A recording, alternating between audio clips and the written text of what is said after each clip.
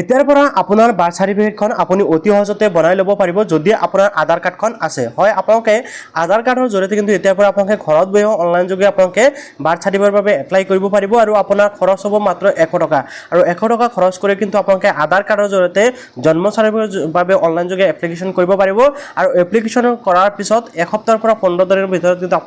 আপোনাৰ বাৰ্থ চাৰ্টিফিকেটখন ডাউনলোডিঙো কৰিব পাৰিব। গতিকে আপোনাৰ বাৰ্থ চাৰ্টিফিকেটৰ বাবে যদি আপোনালোকে এপ্লাই কৰিব বিচাৰে কেনেকৈ কৰিব পাৰিব আজিৰ এই ভিডিওটো যদি আপোনালোকক ফুল প্ৰচেছ দেখুৱাম। গতিকে আপোনালোকে ভিডিওটো সম্পূৰ্ণকৈ চাব আৰু ভিডিও ভাল পালে নিশ্চয় লাইক কৰি চেনেলটো সাবস্ক্ৰাইব কৰিব আৰু ভিডিও যদি আপুনি ফেচবুকত চাই আছে তেনে পেজটো ফলো কৰি শ্বেয়াৰ এটা মাৰিবলৈ পাহৰি নাযাব। এতিয়া ব্লগ মই আপোনালোকক দেখুৱাইছোঁ যে আপোনালোকে ষ্টেপ বাই ষ্টেপ জন্ম চাৰ্টিফিকেটৰ বাবে অনলাইন যোগে কেনেকৈ এপ্লিকেশ্যন প্ৰচেছটো কমপ্লিট কৰিব পাৰিব।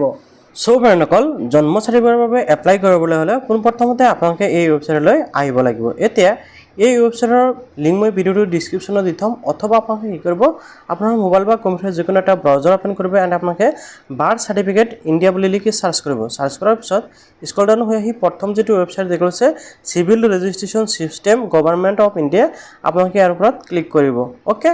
যদি আপোনালোকে ফেচবুকত ভিডিঅ'টো চাই আছে তেনে ক্ষেত্ৰত ভিডিঅ'টো বেছিকৈ সকলোৱে শ্বেয়াৰ কৰি দিব। ক্লিক কৰাৰ লগে লগে আপোনালোকৰ সন্মুখত এনেকুৱাকৈ ইয়াতে দেখিবলৈ আছে বাৰ্থ এণ্ড ডেথ ৰেজিষ্ট্ৰেশ্যন পৰ্টেলটো অ'পেন হ'ব। অ'কে, ইয়াৰ পৰা আপোনালোকে কিন্তু ষ্টেপ বাই ষ্টেপ প্ৰচেছটো কমপ্লিট কৰিব লাগিব। এতিয়া চাওক, আপোনালোকে এইটো ছাইডত দেখিব আছে এটা এৰ' অপশ্যন আছে। আপোনালোকে ইয়াৰ ওপৰত যেতিয়াই ক্লিক কৰিব, ইয়াৰ ওপৰত ক্লিক কৰাৰ লগে লগে জেনেৰেল পাব্লিক আৰু কেইবাটা অপশ্যন আছে। আপোনালোকে জাষ্ট জেনেৰেল পাব্লিক প্ৰথম যিটো অপশ্যন আছে ইয়াৰ ওপৰত ক্লিক কৰি দিব। দ্বিতীয় আছে ৰেজিষ্টাৰ এণ্ড ইনষ্টিটিউশ্যন, তো আপোনালোকে জেনেৰেল পাব্লিক অপশ্যনত ক্লিক কৰিব লাগিব। এতিয়া চাওক ফ্ৰেণ্ডসকল, ইয়াতে চাওক ৰেজিষ্টাৰ মোবাইল নাম্বাৰ আৰু কেপচাৰ কোডটো বহাই আপোনালোকে লগ ইন কৰিব পাৰিব। বাট আপোনালোকে যদি ইয়াতে ৰেজিষ্ট্ৰেশ্যন কৰা নাই তেনে ক্ষেত্ৰত ফাৰ্ষ্ট টাইম আপোনালোকে এই যিটো চাইন আপ অপশ্যন আছে এই চাইন আপ অপশ্যনত ক্লিক কৰিব আৰু আপোনালোকে ৰেজিষ্ট্ৰেশ্যন কৰিব লাগিব। আৰু কেনেকৈ ৰেজিষ্ট্ৰেশ্যন কৰিব লাগে ইয়াতে ভিডিঅ'টোৰ শেষত মই আপোনালোকক দেখুৱাই দিম। তো মই ইয়াতে লগ ইন কৰি আপোনালোকক দেখুৱাই আছোঁ। ক্লিক কৰাৰ লগে লগে কিন্তু আপোনাৰ ৰেজিষ্টাৰ মোবাইল নম্বৰত এটা OTP আহিব। OTPটো জাষ্ট আপোনালোকে ইয়াতে বহাব এণ্ড লগ ইন অপশ্যনত আকৌ ক্লিক কৰিব। লগ ইন অপশ্যনত ক্লিক কৰাৰ লগে লগে আপোনালোকৰ সন্মুখত আকৌ এনেকুৱাকৈ পেজটো অ'পেন হ'ব। ইয়াতে আপোনালোকে চাওক birth date and still birth সকলোকেইটাৰ বাবে আপোনালোকে এপ্লাই কৰিব পাৰিব। তো আপোনালোকে এইটো ছাইডৰ কৰ্নাৰত দেখিবলৈ হ'ব 3 লাইন এটা আছে। আপোনালোকে 3 লাইনৰ ওপৰত ক্লিক কৰিব। 3 লাইনৰ ওপৰত ক্লিক কৰাৰ লগে লগে আপোনালোকে দেখিবলৈ হ'ব প্ৰথমত আছে হোম, তাৰপিছত ইয়াতে আছে বাৰ্থ ডেট এণ্ড এডপশ্যন। তো আপোনালোকে কি কৰিব, এই যিটো বাৰ্থ অপশ্যন আছে ইয়াৰ ওপৰত ক্লিক কৰিব লাগিব, কিয়নো আমি বাৰ্থ চাৰ্টিফিকেটৰ বাবে এপ্লাই কৰিম। ইয়াতে ক্লিক কৰাৰ পিছত আকৌ কেইবাটা অপশ্যন খোল খাব। ইয়াতে আছে এড অল্ড বাৰ্থ ইভেণ্ট, তাৰপিছত আছে ৰেজিষ্ট্ৰেশ্যন ফৰ ফৰেইনছ বাৰ্থ, আপোনালোকে দেখিছে ৰিপৰ্টছ বাৰ্থ, এনেকুৱাকৈ অপশ্যন বহুতকেইটা আছে। তো প্ৰথমতে আপোনালোকে যিহেতু নতুনকৈ বাৰ্থ চাৰ্টিফিকেটৰ বাবে এপ্লাই কৰি আছে তাৰ বাবে আপোনালোকে ৰিপৰ্ট বাৰ্থ যিটো অপশ্যন আছে ইয়াতে ক্লিক কৰিব লাগিব। মানে আপোনালোকে যিসকলৰ বয়স বেছি হৈছে সেইসকলেও ইয়াতে বনাব পাৰিব, যিসকলৰ কম বয়স আছে সেইসকলেও বনাব পাৰিব। আপোনাৰ বয়স যিমানেই নহওক কিয় ইয়াৰ পৰা আপোনালোকে বাৰ্থ চাৰ্টিফিকেটটো বনাব পাৰিব। আপোনালোকে ৰিপৰ্ট বাৰ্থ অপশ্যনত যেতিয়াই ক্লিক কৰিব, ৰিপৰ্ট বাৰ্থ অপশ্যনত ক্লিক কৰাৰ লগে লগে আপোনালোকৰ সন্মুখত এনেকুৱাকৈ কিন্তু পেজটো অ'পেন হ'ব। আপোনালোকে দেখিবলৈ পাইছে ইয়াৰ পৰা আপোনালোকে কেইবাটাও ষ্টেপ কমপ্লিট কৰিব লাগিব। যেনেকৈ প্ৰথমতে আছে লিগেল ইনফৰমেশ্যন, তাৰপিছত statistical information, legal information confirmation, তাৰপিছত ইয়াতে আছে ষ্টেটিষ্টিকেল ইনফৰমেশ্যন কনফাৰ্মেশ্যন। তো ইয়াৰ পৰা আপোনালোকে ষ্টেপ বাই ষ্টেপ প্ৰচেছটো কমপ্লিট কৰিব লাগিব। এতিয়া চাওক প্ৰথমতে আছে প্লেছ চিলেক্ট ইয়াৰ ষ্টেট। তো ইয়াৰ পৰা আপোনালোকে ষ্টেটটো চিলেক্ট কৰিব। যেতিয়া ষ্টেটটো চিলেক্ট কৰিব, ষ্টেটটো চিলেক্ট কৰাৰ লগে লগে ইয়াতে চাওক প্ৰাইমাৰী লেংগুৱেজ ইংলিছ থাকিব আৰু ছেকেণ্ডাৰী লেংগুৱেজটো অলৰেডি এছামিছত আহি যাব। আৰু ডেট অফ দ্য ৰিপৰ্টিং, অৰ্থাৎ আপোনালোকে কোনটো ডেটত চাৰ্টিফিকেটৰ বাবে এপ্লাই কৰি আছে বা ৰিপৰ্টিং ডেটটো ইয়াতে কিন্তু অলৰেডি আহি যাব, অৰ্থাৎ আপোনালোকে যিটো ডেটত এপ্লাই কৰিব। এতিয়া চাওক চাইল্ড ইনফৰমেশ্যন, অৰ্থাৎ যিটো মানুহৰ বাবে এপ্লাই কৰি আছে সেইজনৰ ডিটেইলছ ইয়াতে দিব লাগিব। উদাহৰণ হিচাপে ধৰি লওক যিজন মানুহৰ বাবে এপ্লাই কৰিছে সেইজনৰ ডেট অফ বাৰ্থটো কিন্তু আপোনালোকে ইয়াতে চিলেক্ট কৰিব লাগিব। ইয়াতে চাওক আপোনালোকে হয়তো ভাবিব পাৰে যে 2025 শ্ব' কৰি আছে, তো আপোনালোকে ইয়াৰ ওপৰত ক্লিক কৰিব। ইয়াৰ ওপৰত ক্লিক কৰাৰ পিছত আপোনালোকে দেখিব পাব গোটেইকেইটা ইয়াতে শ্ব' কৰিছে। আপোনালোকৰ যোনটো ইয়াৰ হয় আপোনালোকে ইয়াৰ পৰা চিলেক্ট কৰিব লাগিব। অ'কে, ডেট অফ বাৰ্থটো চিলেক্ট কৰাৰ পিছত আপোনালোকৰ সন্মুখত এনেকুৱাকৈ আহিব। ইয়াতে চাওক পৰিৱৰ্তন পঞ্জীয়ন আগুৱাই নিয়াৰ আগতে অনুগ্ৰহ কৰি আপোনাৰ সকলো প্ৰয়োজনীয় নথিপত্ৰ আছে নাই পৰীক্ষা কৰক। তো আপোনালোকৰ কিন্তু সকলো নথিপত্ৰৰ প্ৰয়োজন হ'ব ইয়াতে কোৱা হৈছে। চ' আপোনালোকে জাষ্ট ক্লোজ কৰি দিয়ক, আপোনালোকৰ নথিপত্ৰ আছে। তাৰপিছত আকৌ আপোনালোকে ডেট অফ বাৰ্থটো ইয়াতে কনফাৰ্ম কৰি দিব। তাৰপিছত এটা চাওক টাইম অফ দ্য বাৰ্থ, আপোনালোকে ইয়াতে চাওক অৰ্থাৎ জন্মৰ সময় যদি আপোনালোকে জানে ইয়াতে দিব, নাজানিলেও নিদিলেও কোনো ধৰণৰ অসুবিধা নাই। তাৰপিছত ইয়াৰ পৰা আপোনালোকে দেখিব আছে জেণ্ডাৰ, মেল হ'লে মেল, ফিমেল হ'লে ফিমেল আপোনালোকে দিব লাগিব ইয়াতে আহি গৈছে আধাৰ ঠিক আছে আপোনালোকে ইয়াতে সিলেক্ট কৰিব এন্ড আধাৰ অপচনত ক্লিক কৰিব আধাৰ অপচনত ক্লিক কৰাৰ পিছত ইয়াতে আধাৰ কাৰ্ডৰ নাম্বাৰটো দিব লাগিব ওকে আধাৰ কাৰ্ডৰ নাম্বাৰ দিয়াৰ পিছত আপোনালোকে স্ক্ৰল ডাউন হৈ আহিব আৰু স্ক্ৰল ডাউন হৈ আহি ইয়াতে চাওক শিশুৰ নাম ৰখা নাই যদি ইয়াতে টিক লগাব লাগিব অৰ্থাৎ যিসকল নেকি একদম জাস্ট জন্মগ্ৰহণ কৰিছে 2-1 দিনৰ ভিতৰত হেসকলৰ ক্ষেত্ৰত এটো অপচন টিক লগাই দিব অনথা আপোনালোকে জাস্ট কি কৰিব আমি যেহেতু বয়সীয়াল মানুহৰ বাবে এপ্লাই কৰি আছো সো ইয়াতে ফাৰ্স্ট নেম আৰু ইয়াতে লাস্ট নেম এই দুটা বাক্সত আপোনালোকে নামটো বহাব লাগিব আপোনালোকে ইংলিশত নাম এন্টাৰ কৰাৰ পিছত অটোমেটিকলি কিন্তু এছামিছত নামটো শো কৰিব কনফাৰ্ম চাইল্ড নেম অৰ্থাৎ শিশুজনৰ নাম নিশ্চিত কৰক কনফাৰ্ম কৰিবলৈ দিছে ইয়াতে আকৌ নাম বহাই দিব লাগিব নাম এন্টাৰ কৰাৰ পিছত বা কনফাৰ্ম কৰাৰ পিছত আপোনালোকে স্ক্ৰল ডাউন হৈ আহিব স্ক্ৰল ডাউন হৈ আহি আপোনালোকে ইয়াতে দেখিবলৈ পাব ফাদাৰ্স ইনফৰমেশন অৰ্থাৎ মাক সৰি দেউতাকৰ ইনফৰমেশন ইয়াতে আপোনালোকে দিব লাগিব ইয়াতে আপোনালোকে দেউতাকৰ নামটো বহাই দিব ফাৰ্স্ট নেম আৰু ইয়াতে আপোনালোকে আকৌ লাস্ট নেমটো বহাব লাগিব যেতিয়া নেকি আপোনালোকে দেউতাকৰ নামটো বহাই দিব দেউতাকৰ নামটো বহাই দিয়াৰ লগে লগে দেখিবলৈ পাব তলভাগে আকৌ সেম প্ৰসেছত কিন্তু এছামিছত নামটো আহি গৈছে ওকে আপোনালোকে নামটো সঠিক আৰু শুদ্ধকৈ বহাই দিব তাৰ পিছত এটা আছে যদি দেউতাকৰ মোবাইল নম্বৰ আছে দিব আৰু ইয়াতে ইমেইল যদি আছে দিব আপোনালোকে কিন্তু ইয়াতে আধাৰ কাৰ্ডটো মেন্ডেটৰি হয় আপোনালোকে আধাৰ কাৰ্ডটো কিন্তু দিব লাগিব তো আপোনালোকে ইয়াতে আধাৰ কাৰ্ডৰ নাম্বাৰটো বহাই দিব এতিয়া ফাদাৰ্স ইনফৰমেশন দিয়াৰ পিছত আপোনালোকে স্ক্ৰল ডাউন হৈ আহিব স্ক্ৰল ডাউন হৈ আহি আপোনালোকে দেখিছে মাদাৰ্স ইনফৰমেশন অৰ্থাৎ মাতৃৰ ইনফৰমেশন দিব লাগিব মাতৃৰ প্ৰথম নাম আৰু লাস্ট নেম ইয়াতে দিব আৰু অসমীয়াত অলৰেডি আহি যাব ইয়াতে আৰু ইয়াতে কিন্তু আধাৰ কাৰ্ডৰ নাম্বাৰটো আপোনালোকে বহাই দিব লাগিব সেম প্ৰসেছত আপোনালোকে বহাই দিব এটা আছে address information address of the parent at the time of birth of the child অৰ্থাৎ শিশুজন যেতিয়া জন্মগ্ৰহণ কৰিছিল অৰ্থাৎ আপুনি যাৰ বাবে জন্ম সাৰ্টিফিকেট বনাইছে সেইজন যেতিয়া জন্ম হৈছিল তেতিয়া মাক বাৰু দেউতাকৰ জন্মস্থান ক'ত আছিল বা এড্ৰেছটো ক'ত আছিল তো ইয়াতে ইন ইণ্ডিয়ান থাকিব ইয়াৰ পৰা ধৰি লওক আপোনাৰ আসামটো সিলেক্ট কৰিলে বা আপোনালোকে আসামৰ বাহিৰত থাকিলেও কিন্তু আপোনালোকে ইয়াৰ পৰা সিলেক্ট কৰিবলৈ পাৰিব তো ষ্টেটটো সিলেক্ট কৰাৰ পিছত ইয়াৰ পৰা আপোনালোকে ডিস্ট্ৰিক্টটো সিলেক্ট কৰি দিয়ক ডিস্ট্ৰিক্টটো সিলেক্ট কৰাৰ পিছত আপোনালোকে সাব ডিস্ট্ৰিক্টটো সিলেক্ট কৰি দিয়ক সাব ডিস্ট্ৰিক্টটো সিলেক্ট কৰাৰ পিছত ইয়াতে ভিলেজ বা টাউন আপোনালোকে যিকোনো এটা সিলেক্ট কৰিব লাগিব ঠিক আছে যদি আপোনালোকে টাউনত বসবাস কৰে টাউন সিলেক্ট কৰিব অনদা ভিলেজটো আপোনালোকে সিলেক্ট কৰিব সিলেক্ট কৰাৰ পিছত ইয়াতে চাওক ভিলেজ বা টাউনৰ নাম কিন্তু ইয়াতে আহি যাব আপোনালোকৰ যোনটো নাম হয় আপোনালোকে ইয়াৰ পৰা সিলেক্ট কৰিব লাগিব তো সিলেক্ট কৰাৰ পিছত ইয়াৰ পৰা আপোনালোকে পিন কোডটো বহাই দিব লাগিব পিন কোডটো এন্টাৰ কৰাৰ পিছত আৰু আপোনালোকে কিছুমান ডিটেইলছ ইয়াতে দিব পাৰে যেনেকৈ আপোনালোকৰ বিল্ডিংৰ নাম্বাৰ বা নাম হাউস নাম্বাৰ ষ্ট্ৰীট নেম আপোনালোকে দিব পাৰে লোকেলিটি বা পোষ্ট অফিচ দিব পাৰে ইয়াতে চাওক আপোনালোকে এই ডিটেইলছসমূহ দিব পাৰে এড্ৰেছ দিয়াৰ পিছত আপোনালোকে স্ক্ৰল ডাউন হৈ আহিব স্ক্ৰল ডাউন হৈ আহি আপোনালোকে দেখিবলৈ পাইছে permanent address of the parent অৰ্থাৎ পিতৃ মাতৃৰ স্থায়ী ঠিকনা অৰ্থাৎ পিতৃ মাতৃয়ে যিখন ঠাইত বসবাস কৰে সেইখন স্থায়ী ঠাইৰ ডিটেইলছ দিব লাগিব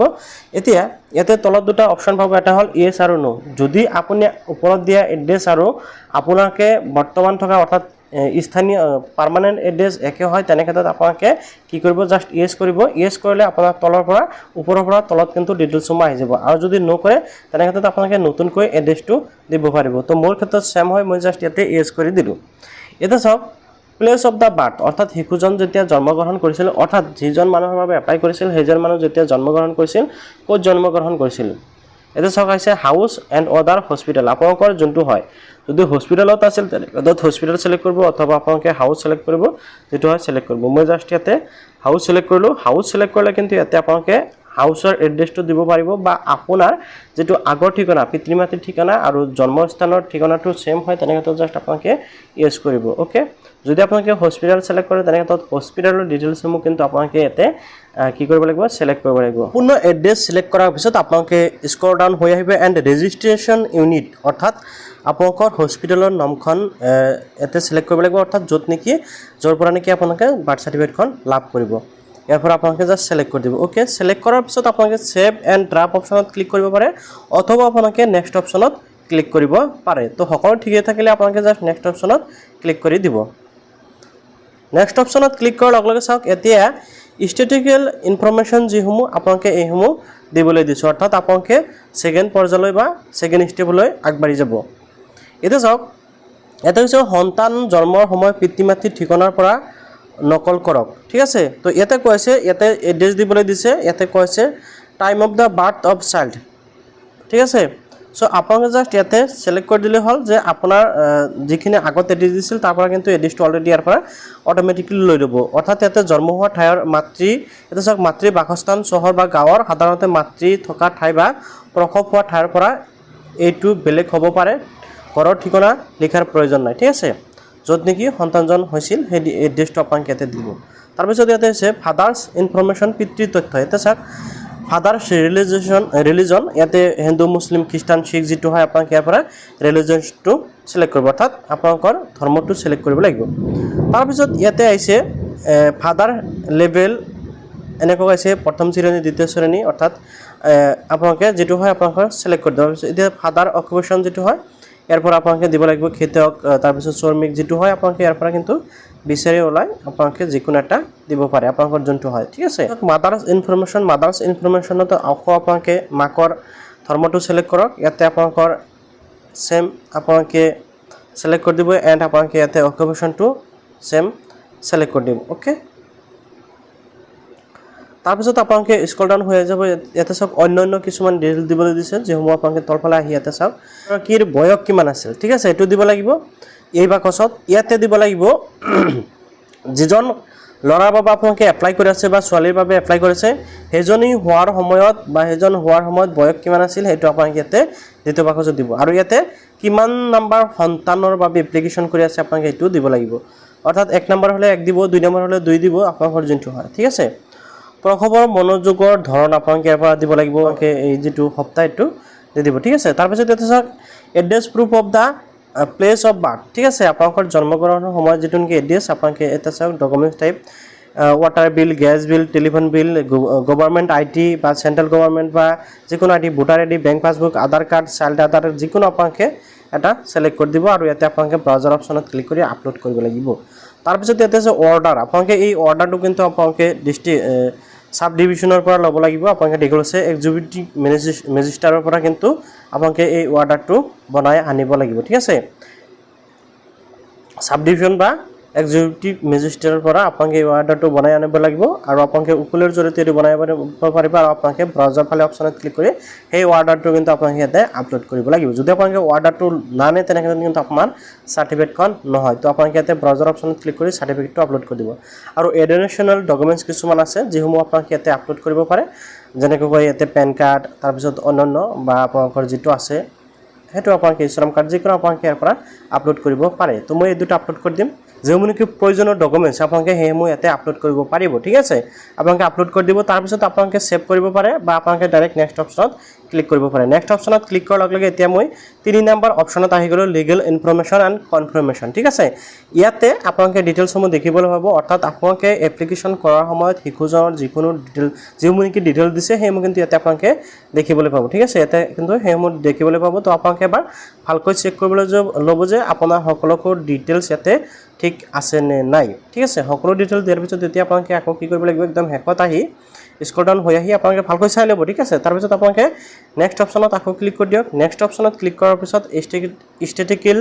ইনফৰমেশ্যন কনফাৰ্মেশ্যন আহি গৈছে এতিয়া